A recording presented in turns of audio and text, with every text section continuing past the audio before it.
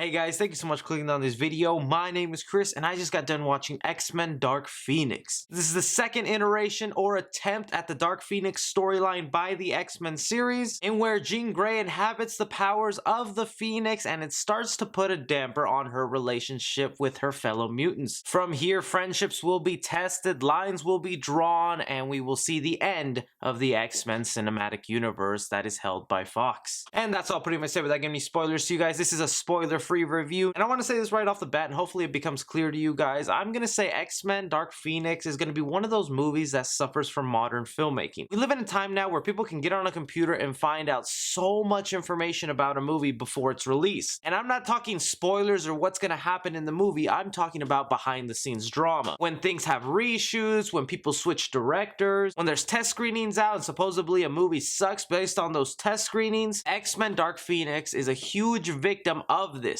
Because if you haven't seen it by now and you're expecting me to probably shit on this movie with the Rotten Tomatoes score and with basically everyone else calling this movie horrible and a waste of time, I actually really liked this movie and I had a good time with it. It by far means is no perfect movie. It's not even one of the best X-Men movies. It doesn't even touch the Marvel Cinematic Universe. But it's not as bad as people are lending it out to be. Jumping into some of the good things about this movie is I like the ensemble of these X-Men characters. From the scenes in space to some of the action scenes in between, and especially the final act, I get a huge grin on my face from seeing the X-Men work together and actually use their powers. It's crazy that it takes several movies in the Fox universe for each X-Men character to fully utilize their powers, but in this one, they actually do. One of my favorite characters, Cyclops, played by Ty Sheridan in this movie. Action-wise, he is phenomenal in this movie. He uses his blaster more than any other film I can think of that has Cyclops in it. Same goes with Storm, Nightcrawler, Magneto. Even Charles Xavier in this movie, they don't purposely do something where they make him a non-usable character, because in every X-Men movie that has Charles Xavier, they always do some BS thing so that he can't use his mind powers. And in this one, no, he doesn't have that handicap. He uses his powers quite often in this movie and it comes in handy. It doesn't even look all that silly that he's in a wheelchair but on the battlefield fighting. And comparing it with the last Dark Phoenix storyline, this is handled way better. There's definitely some liberties taken and things added that aren't really faithful to the comics, and it makes you kind of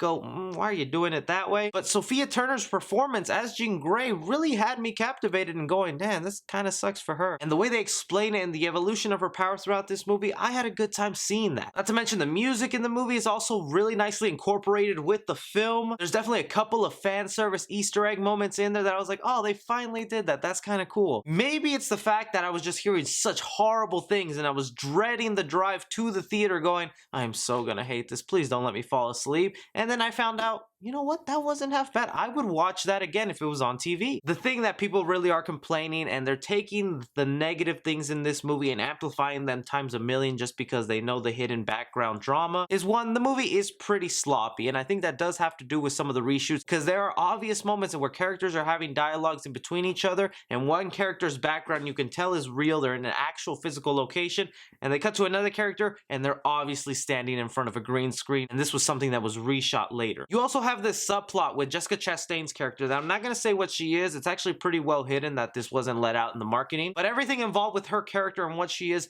really takes away from the Jean Grey storyline, and in essence no longer makes her the villain of the movie and kind of gives her a little safe cushion to fall on. It was just kind of weird and ridiculous to be brought onto the film. Not to mention the fact that if you're a fan of following the X-Men series with Fox, so many continuity errors, things that you just can't ignore because you're like, wait, in the past movie you did this, but then you hint in a future movie that this is gonna happen, so how does this fit in there? You kind of have to take every X-Men story as their own Elseworld thing and only accept what that movie gives you when you're watching it. Also, thing that kind of sucked but is a minor gripe, Quicksilver, they kind of hoe him in this movie. He doesn't have a great scene like in the last two X-Men movies. I was just kind of hoping to see one last good Quicksilver scene in the Fox universe. And the thing that kind of really bugged me, I mentioned Ty Sheridan's character, Cyclops, how I thought they did a badass job with his action scenes and what he does in this movie and his personality of being a Boy Scout, true to the person he loves, and kind of showing signs that he would be a future leader of this X-Men. They give him some of the corniest, cheesiest lines in this movie that he has to deliver that I'm like,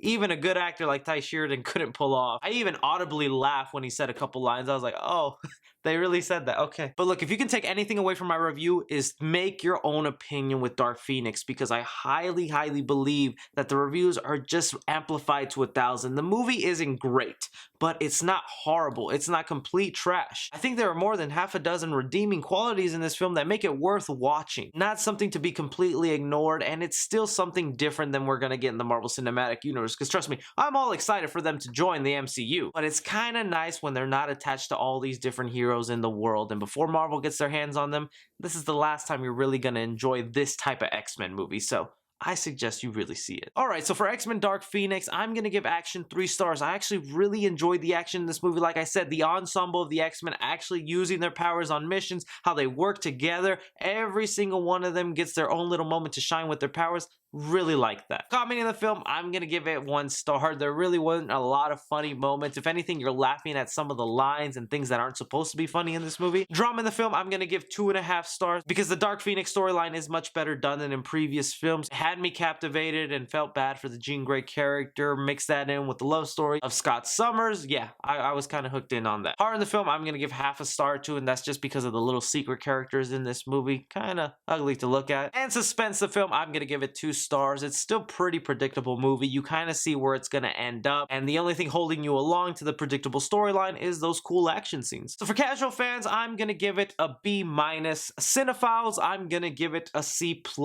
and critically, I'm going to give it a C-. For X-Men Dark Phoenix, I actually mean this. I suggest you watch it in theaters. But that's just really my honest opinion, guys. I'm not taking anything away from anyone who hates this movie or called it trash. The excuses I gave for it probably aren't the excuses of why they think that. If you really thought this was just a horrible film, aside from the behind-the-scenes drama, then okay, I completely understand. I'm not going to argue with you on that. But me, myself, I had a good time. I smiled by the end of the movie, and it was good to say goodbye to these characters. But anyways, be sure to leave your thoughts down below. If you got to see X-Men Dark Phoenix, you know I'll be chatting up with you. Let's spark up some good debate here of what we like and didn't like. Also, be sure to like and subscribe. Follow me on Twitter at 3C Film Review. As always, I'm Chris. Take care.